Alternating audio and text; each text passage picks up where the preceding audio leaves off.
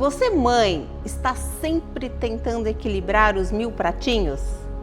Então, olha, hoje nós vamos falar dessa jornada intensa, maravilhosa, mas também muito desafiadora, que é a maternidade. Estamos com o Café com Sueli, esse local onde a gente traz mulheres incríveis para esse bate-papo gostoso, tranquilo e sempre com assuntos inspiradores. E hoje a nossa convidada especial, uma mãe incrível, além de uma profissional também inspiradora, mulher e tantos outros papéis, né? A Juliana, que é formada em design de moda, mas também tem aí pós-graduação e, gente, deve ter mais de 1 milhão também de formação. Primeiramente, muito obrigada pelo convite. É um privilégio estar aqui no Café com Sueli, né? E poder falar desse assunto que nós duas, com certeza, dominamos muito, né? Que é a maternidade. A gente acredita que aprendeu algo quando vem o primeiro. Exatamente. Aí vem o segundo e fala, você não sabe nada, tem que aprender tudo de novo. Aí vem o terceiro, né? E aí a gente começa. Eu costumo dizer que cada filho é uma faculdade. É um mestre, né? Eu digo que cada filho da gente é o nosso mestre, que vem para nos ensinar algo, né? Com certeza. Mas, começando do começo, fala um pouquinho dessa sua jornada como mãe de 3. Meu Deus, por onde começar, né? Vamos começar lá do começo. Eu fui mãe muito jovem, eu fui mãe aos 19 anos do meu primeiro filho. Eu já era noiva, morava numa cidade do interior, né? Casamento marcado. E aí, de repente, me descubro grávida e aquele momento assim que você não sabe mais o que você vai fazer da vida. E de repente eu desisti de casar. E optei por ser mãe solo, com o apoio da minha família. Continuei com o pai da criança por um tempo, depois no fim das contas a gente acabou se casando, se separando, porque realmente não dava certo.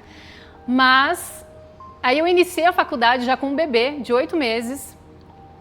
Foi pancada, porque na época eu morava no interior do Paraná. E eu vejo muita gente hoje aqui em Campo Grande reclamando que eu trabalho o dia inteiro, aí eu tenho que atravessar a cidade para ir para a faculdade. Uhum. Gente, eu viajava 240 quilômetros por dia com um bebê de 8 meses em casa para poder fazer faculdade. Eu saía de casa às 4 da tarde, voltava para casa às 1 da manhã. Nossa. No outro dia, às 6 da manhã, eu entrava no meu trabalho. Era um trabalho de meio período, 6 horas diárias, então eu entrava às 6, saía ao meio-dia. Então eu tinha pouco tempo para descanso e ainda, descanso entre aspas, né? Eu tinha pouco tempo para descanso, mas eu tinha que dar atenção para o meu filho. Então, eu também tenho um pouco disso, né? Só que eu fui mãe mais tarde, né? Eu fui mãe com 30. E eu sempre conto que a experiência de ser mãe sempre foi uma vontade minha. Eu falo até que eu escrevi numa carta de sonhos minha porque eu queria ter 3 filhos. Que legal! Então eu já tinha uma jornada. Então, mas e aí? E o segundo? Aí o segundo veio depois, eu me separei, depois aí me mudei para Campo Grande, me casei aqui e aí sim veio a segunda. A segunda foi muito planejada, muito desejada. E aí a segunda já estava com 1 aninho e pouco, eu pensei, agora eu posso voltar ao mercado de trabalho. Quando eu comecei a colocar o pezinho para fora de casa, eu engravidei da terceira.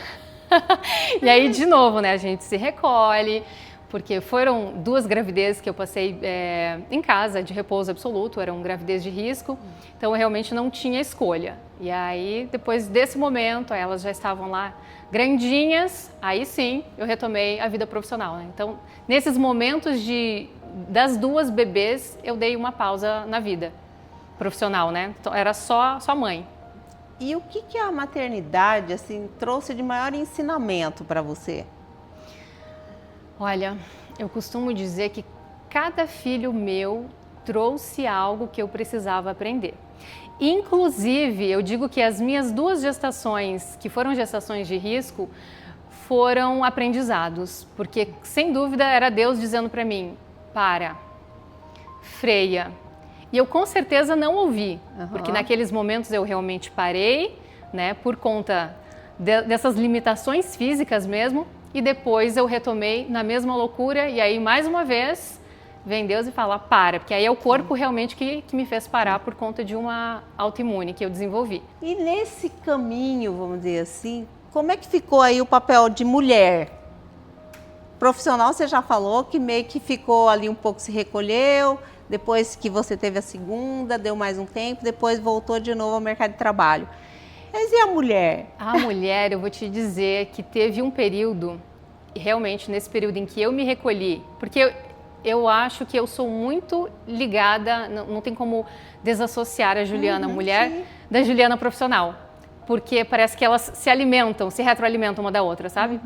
Então, no momento em que eu me recolhi para ficar em casa, eu não me sentia feliz, eu não me sentia mulher e eu não me sentia a Juliana que eu sou. Porque eu sou uma Juliana ligada no 220. Aí aquela Juliana que acordava e o mundo dela eram aquelas 4 paredes, não era eu. Eu passei um período de muito tempo, eu acho que pode dizer assim, em torno de uns 3 ou 4 anos, de olhar e falar, cara, cadê eu aqui? Que eu morava no interior, a minha família é muito grande, a família da minha mãe muito grande, e ele era o primeiro neto. E a família do meu ex-marido também de lá, ele também era o primeiro neto. Então, tinha uma rede de apoio muito grande.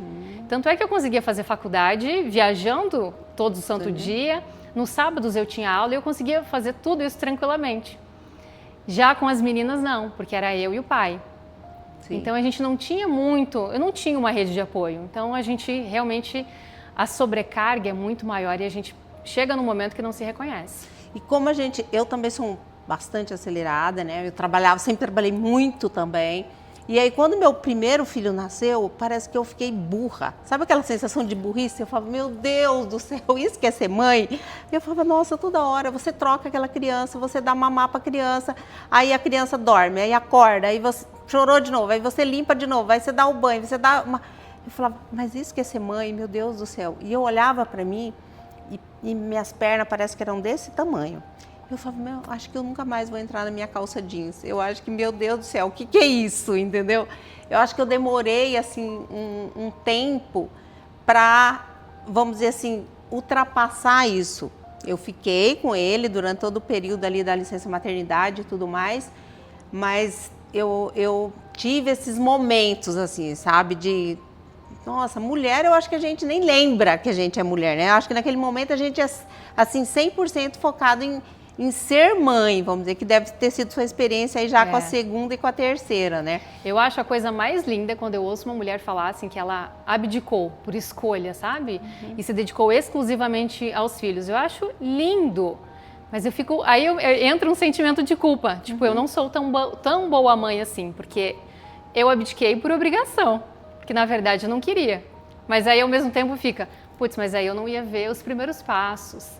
E isso tudo eu acompanhei. Eu também acompanhei, mas eu não sei, eu acho que é escolha. Eu acho que a minha escolha de, vamos dizer, papel nota 10, e eu sempre falei isso para os meus filhos, tanto que eu não me sinto culpada, sabe? Tem mãe que fala, me sinto culpada porque eu não consegui ficar o tempo todo com os meus filhos, porque eu nunca consegui ficar mesmo o tempo todo com eles, né? Era trabalhando e ali junto com eles e tudo mais. Esse papel, vamos dizer, vários papéis. Mas eu sempre digo, eu escolhi ser profissional nota 10 e não mãe nota 10. Então, o meu papel mãe, minha nota como mãe, eu falo, deve ser 7. Mas assim, não tenho essa culpa, sabe? Eu falo que eu gosto do trabalho que eu fiz, porque hoje meus filhos já são todos grandes, uns já casaram, já têm suas famílias, são profissionais, estão no mercado, então assim... Eu olho para eles e falo, nossa, que legal, acho que foi um trabalho legal. Mas o que mais dessa experiência, vamos dizer assim, dos desafios, fora o desafio de deixar eles para a gente poder voltar ao mercado de trabalho, né? Fora o desafio da gente sempre estar na dúvida se a gente está fazendo um bom trabalho com eles, que eu acho que esse é o maior. Você poderia contar, sei lá, alguma...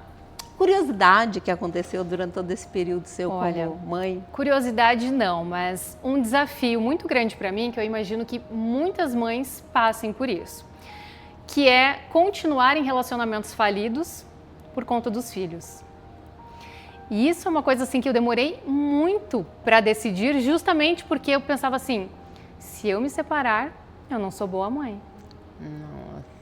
E aí, isso foi acumulando, e aí, de repente, um dia me acendeu uma luz. Falei, bom, agora eu tenho 2 filhas, são meninas. O que eu quero para elas? Eu quero que elas cheguem aqui com que tipo de marido? Que homem que eu quero para a vida delas? Tá? Eu quero que elas tenham o príncipe encantado, mas se eu não der um exemplo, elas vão repetir o ciclo, né? Aí eu falei, não, eu quero algo diferente para elas. Então eu quero que elas entendam que amo o pai delas nelas.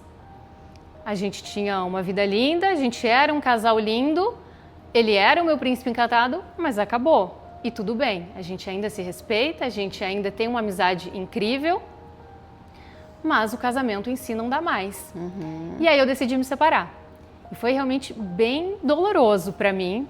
Ao mesmo tempo em que eu me sentia livre, eu me sentia culpada.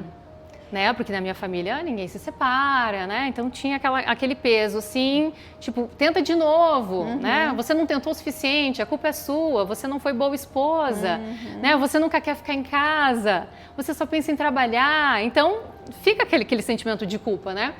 Mas eu acho que foi a melhor coisa que eu fiz para as minhas filhas. A gente continuou tendo uma convivência boa, né? A gente dividia muito bem a questão das crianças, porém, cada um seguiu sua vida. E eu acho que isso foi bom para ela, sabe? De conseguir olhar e admirar. Pô, minha mãe prefere ficar sozinha do que ter alguém que não está atendendo as expectativas dela. E é assim que eu quero que elas pensem. E que todas as mulheres que, né, estejam nos assistindo pensem também. Às vezes é muito melhor você sair de um relacionamento falido, onde você dá esperanças para os seus filhos, do que ficar ferindo os seus filhos dentro de um relacionamento que está te machucando. E se ferindo, que eu ia falar, né? Não só, eu acho que eles vendo uma convivência que é uma coisa difícil mesmo, que é esse ferir os dois, né? Porque de alguma forma é isso que se faz, né? E logicamente, principalmente quando são pequenos, não conseguem entender isso, né? Mas claro que fica esses exemplos, né? Pensa que não, mas o exemplo eu acho que é o mais importante, eu acho que... E ter coragem, né, Juliana? Você teve uma super coragem, né? Porque eu acho que essa coisa dessa consciência que a gente, enquanto mulher, é muito difícil, porque a sociedade cobra muito, a nossa família cobra muito isso, né? Eu acho que é uma grande coragem, né? Parabéns. E, gente, olha só, sigam-me nas redes sociais, no meu Instagram, @SueliAlmoas, no YouTube, no Café com Sueli. Tô aprendendo agora um outro papel, que é o de ser vó, que é muito melhor. Dizem que eu vou chegar lá. É maravilhoso, porque a gente não tem compromisso, não tem responsabilidade, a única coisa que a gente tem é que amar aquele serzinho, e eu acho que não tem, acho que um amor maior, sabe? Minha mãe diz isso, diz que vó é mãe com açúcar. Ai, meu Deus, é uma delícia. E eu tô falando, a minha pequenininha, ela chega assim e fala assim: vovó, mimi, vovó. Ai, tão gostoso, gente. É maravilhoso demais isso. Mas chegando aquele momento, né, incrível, que é a dica de milhões. Qual é a dica de milhões que você dá para quem está querendo ser mãe, para quem virou mãe, para esses desafios todos que nós falamos aqui? A dica de milhões que eu dou para quem está querendo ser mãe ou para quem já é mãe claro que a gente escolhe o parceiro com o coração, né? Mas eu falava isso muito, a gente tinha muitas entrevistas baseadas nisso no programa, e a gente falava muito sobre a questão da comunicação entre o casal.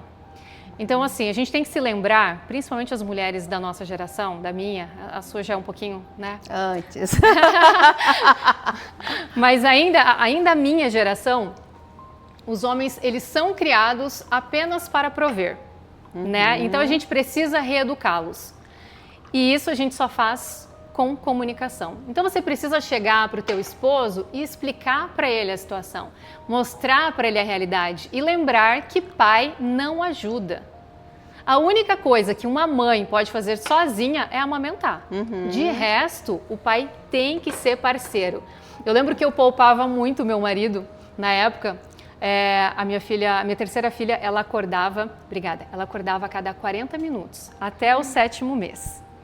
Então foi um período em que eu era um zumbi. Eu me entreguei, falei, eu não tenho forças para lutar contra isso. Eu me mudei para o quarto dela e aí eu acordava a cada 40 minutos para cuidar dela. E aí eu lembro que no início ele acordava e ficava comigo. E eu pensava assim, não, amanhã você tem que trabalhar, você tem que abrir empresa. Eu tô tranquila, eu vou ficar o dia inteiro em casa. Pode dormir. Eu fui deixando ele mal acostumado. Eu fui deixando ele descansar enquanto eu ficava ali exaurida. E até que chegou um momento em que ele não reconhecia mais o meu cansaço. Porque ele não estava cansado. Ele não sabia o que era aquele esgotamento. Né? Aquele não se reconhecer mais como mulher. Porque você está amamentando, você cheira leite o dia inteiro, você não consegue passar um hidratante porque a filha não te reconhece. Né? Ela chora, ela cria um asco de você porque você está com um cheiro que você ama, mas não pode usar. Né? E aí o homem ele vai se afastando da mulher porque ele não reconhece mais a mulher que ele tem e consequentemente vem aí, né, as crises ou até a separação. Eu falo que filho é prova de fogo de relacionamento, mas também é muito culpa nossa. A gente precisa conversar e o homem sim precisa aprender a ouvir. Eu não sei se porque eu acho que eu sempre falo que o meu casamento ele tinha esse contrato, né? Eu tenho até uma amiga terapeuta, ela fala assim, a gente tem que refazer o nosso contrato de casamento de tempos em tempos. Quando eu me casei, a minha grande vontade era construir uma família, ter filhos, do meu marido também. Então eu falo que por isso, às vezes até a pessoa fala assim, mas o Aguinaldo sempre te ajudou muito. Eu falo, ajudou não, fez a parte dele. Isso. E uma das coisas que eu nunca fiz foi acordar de noite com as crianças. Nunca. Foi sempre ele. Eu não acordava nunca de noite. Aí fala assim, seu filho fica com frio de noite? Não sei, porque eu tô dormindo. Então, eu acho que assim, alguns limites, como você falou, e isso deixar claro mesmo. Eu acho que a gente precisa deixar claro, olha, eu faço essa parte e você faz essa outra parte. Então, eu acho que isso estando claro para os dois, é uma coisa de uma divisão de tarefas mesmo, porque realmente não é fácil. A parte da mãe, gente, sempre vai ser maior. Porque os nossos filhos, eu falo, né, aquela história, 10 coisas que eles perguntam. Só para a mãe pergunta 9, para o pai 1. Onde está a mãe, né? Só isso, né? E o resto tudo é a mãe, né? Tudo até hoje os filhos, né? A mãe, não sei o quê. A mãe, não sei o quê. Aí eu falo assim, gente, pergunta um pouco pro seu pai, né? Fala um pouco com ele. Mas é isso, então... Essa dica é justamente deixar essa clareza na comunicação, né? Exatamente. Gente, uma dica que só poderia vir de uma comunicadora, né? Vamos deixar a autenticidade nas relações, vamos trazer essa comunicação clara, genuína, mas amorosa, né, Juliana? Exatamente. Eu acho que é isso. Não precisa gerar conflitos, né? Gente, então, gostou desse papo? Não se esqueça de se inscrever aqui no meu canal, dá um like, compartilha, manda para as mãezinhas, manda para aquelas que querem ser mãezinhas. Quer deixar as suas redes, aonde o pessoal também pode saber um pouco mais? Eu não tenho tempo para outras redes. Eu reduzi tudo ao Instagram, @jrgambim, M de mamãe, no Gam e no Bim. Simples assim. Ai, legal, muito bom. Muito obrigada. Eu que agradeço. Muito obrigada mesmo.